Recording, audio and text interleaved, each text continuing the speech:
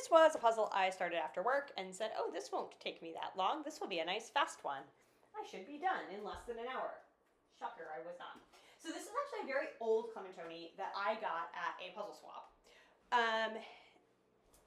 It had been done and loved enough times that the pieces were starting to get loose. So you'll see as I do the puzzle, there are a few times where I've got some false fits. I have to pull the pieces out. I have to redo a section, and that really slows me down.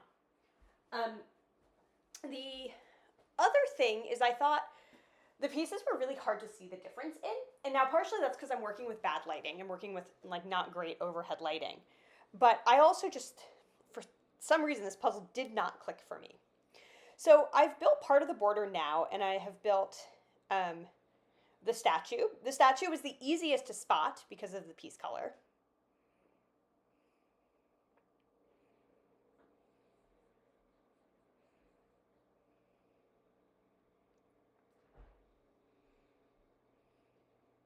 I was able to see some of the water. So the water was a slightly different blue than the sky, so I was actually able to pull a lot of the water and build it. But it wasn't that distinctive. And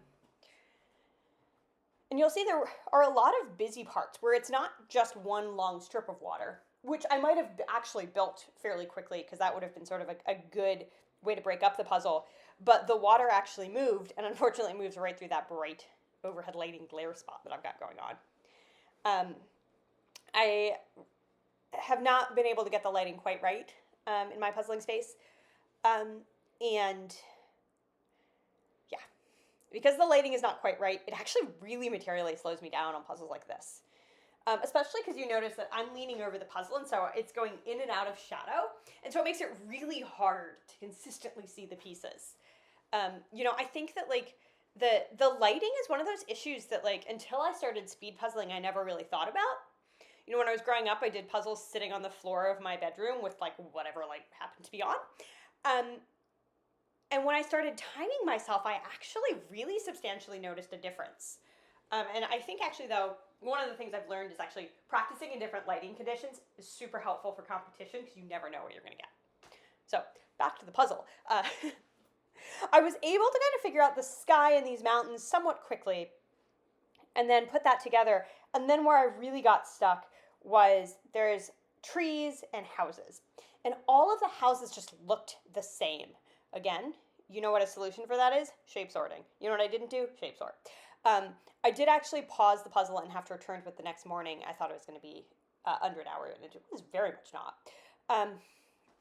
And so now here, I'm just trying to fill in the sort of the city houses, and I'm really struggling to see the patterns. So you can see I'm just sort of testing pieces and putting them to the side. I'm starting to shape sort, finally.